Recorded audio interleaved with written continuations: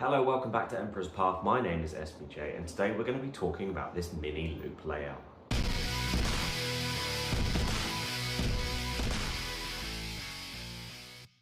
If you've been following the channel for quite some time, you'll know that I am currently in the process of moving. Unfortunately, that move is taking a lot longer than I initially thought it would.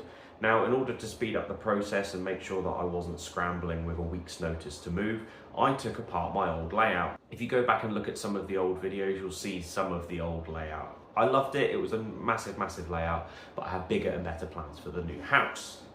However, one thing I have struggled with is not being able to run trains. I have a rolling road so I can run trains in, make sure they're working okay, but I was lacking the thing about my railway that I really enjoyed, which is being able to run trains around.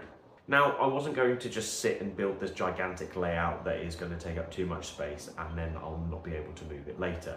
One thing I did want to do though is build a really small double loop layout that I could just build some really simple scenics on, have trains running around, just have that joy of being able to sit down and watch the trains moving, whilst having something that wasn't too technical and very easy to set up. Now, I know most of the stock that I run is usually a long wheelbase and doesn't deal with tight curves too well. With this in mind, I had to make sure that I had at least a 4th radius curve and see if I could get away with a 3rd radius. So I looked at what the maximum space I would need for a 4th radius curve. As it turns out, on a 4 foot by 4 foot baseboard, you can just about squeeze the 4th radius curve on there. So I was happy with that. Now, because I still have the space in the middle, I did also have the option of putting a nice 3rd radius curve in. So what I've done is, behind me, I got a 4 foot by 4 foot piece of ply, and then using some battens created the baseboard frame for it, and then plonked it on top, such as you can see here. Now, this isn't going to be something that has all of the bells and whistles. It's definitely not going to have any points, as you can see, but it does give me that joy. And I've proven that it works because I have lost a fair few hours this week just watching trains go around. Now, since I took down the old layout, there's been stock that I've acquired over the time in between, and then there's stock that I've had but just haven't really had a chance to run it.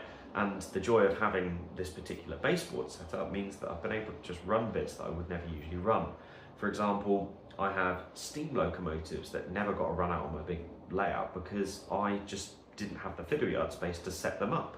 Whereas taking apart little trains and putting them back together on here is great. The Class 92 that you see running in the background, that is an Acura Scale 92 in Caledonian livery.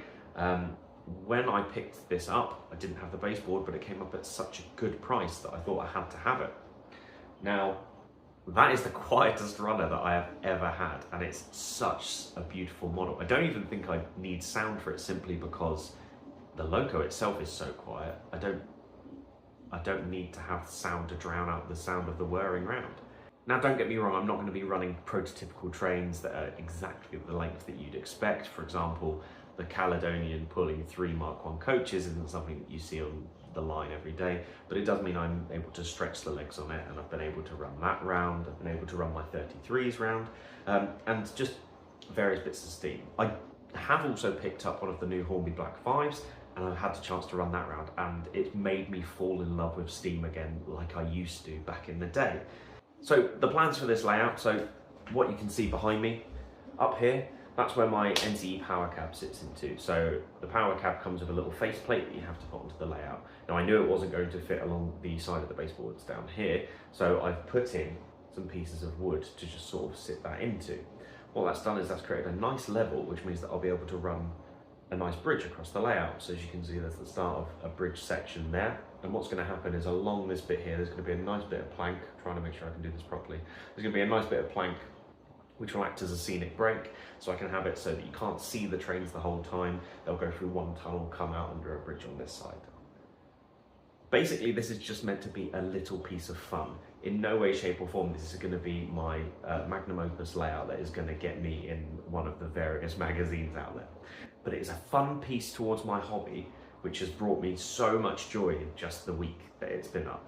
So I'm really excited to see how this turns out. The biggest plan on this so far is going to be that there is going to be the piece of board that breaks up the scene, and then I'll be able to build hills and bits and bobs around it. So in short, I just wanted to show you something that I've been up to. I was going to just sort of keep it to myself, but then I thought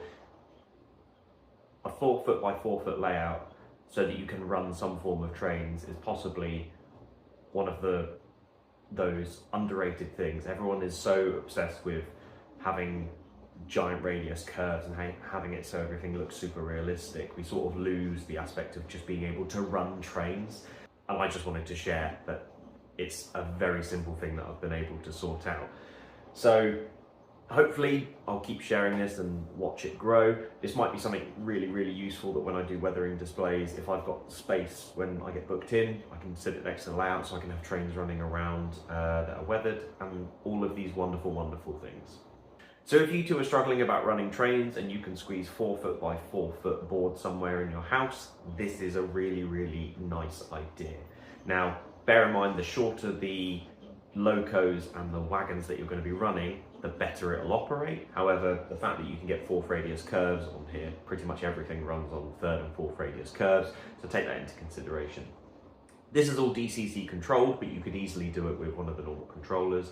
Behind the scenic break, I plan on having a small piece of track that I can put my rolling road on, and I do want to be able to have that as DC so that I can run locos in. So if I'm at a show and I purchase a loco, I've got somewhere I can run it.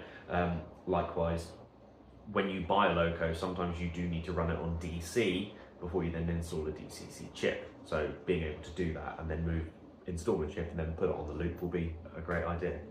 If you want to keep the most up to date with everything that I'm doing, you can follow me on the Model Rail Replacement Podcast, which is a podcast that I do with my friend James from the Western Signalman. You can find it on various podcast listening platforms, but the easiest place to locate it is on Spotify.